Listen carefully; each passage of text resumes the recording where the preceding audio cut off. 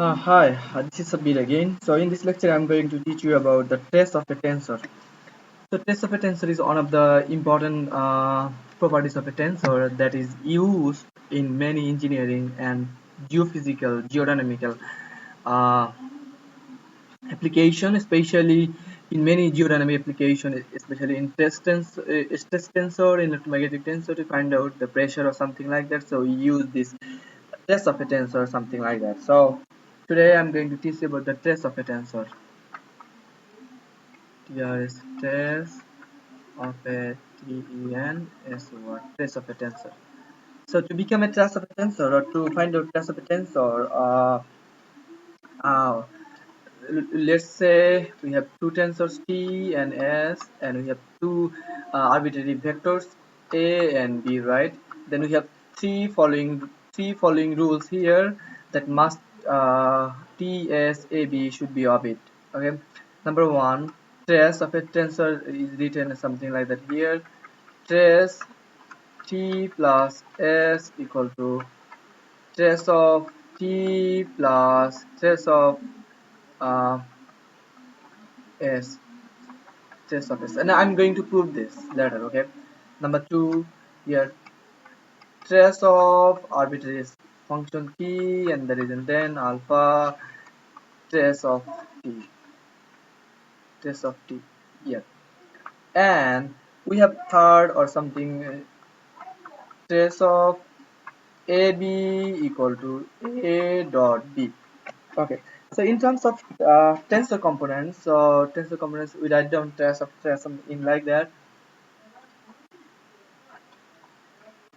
Trace T equal to, we can write down trace T I J E I and E J, right? So components of that. So traces, so we bring out T I J and we can write down here ei dot ej. So from the third is a vector and b is a vector. So from that we have got a dot b. Then from here we can also get this uh, t I j a dot, so ei dot ej, right? So from the following from the number three rows. So from this we can write down here t I j, and from this rules we know that this is a Kronecker delta I j. So this is a Kronecker delta I j. So from this we can write down the diagonal part of this, right? I and I, or I and j, something like this, t or j and j, something like that, right? Yeah. So therefore we can write down here, so traces of t equal to t11 plus t22 plus t33. That means the trace of a tensor is nothing but the sum of all the diagonal parts, right?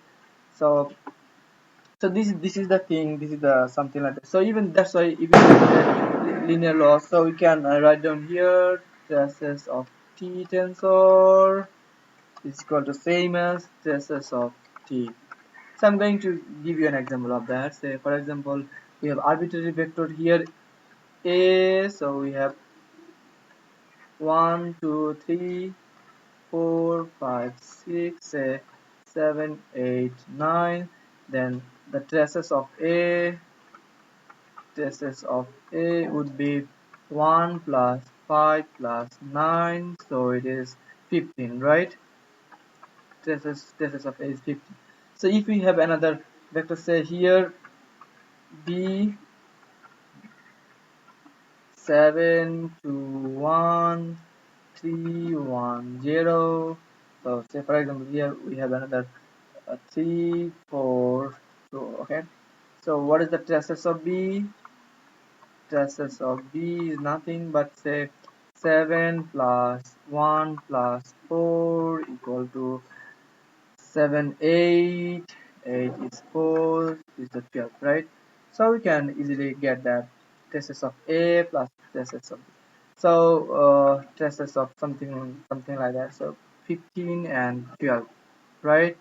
So traces of b and traces of b and traces of a is equal to 7 and 227, right? So let's say whether a and a plus b, traces of a plus b, traces of a plus b. So what is the a plus b? A plus b is equal to traces of a plus b here, 1 8. So what are the diagonal terms? I'm writing only the diagram terms.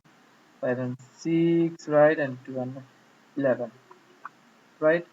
And all terms should be, all other terms should be uh, summed or something like that. Then what is the traces of that?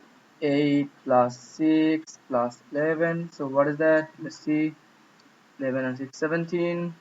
17 and 8. What is that? Oh, it doesn't follow that. 6, 7, 8. This is, oh, I think somewhere I made mistake, something like that. So I think you have to correct it. Traces of A 7, 7. Oh, I sorry, I made a mistake here.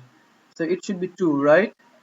Here it should be 2 here. So 7 plus 1 plus 2. So it should be 10. So it should be 15. So traces of A plus traces of A plus traces of B is here. 15 plus 10 is equal to 25. So here it is. Um, yeah, it is the 15, right? 25. What is that? Here it is 25. So traces of a plus b equal to traces of a plus b. So it's nothing. Traces of any tensor is nothing but the sum of its diagonal part, right? So it's diagonal part, yeah. So we have another thing, something like that. So we can prove that easily. It's very easy or something like that. So thank you very much, and we can easily prove that here as this change the color. It'd be better for you to understand. Yeah, same way you can prove this here, this equation, and this equation as well. So it's very easy. So you can prove this yourself. So thank you very much for staying with this lecture, and I'm going to see you on the next lecture. Thank you.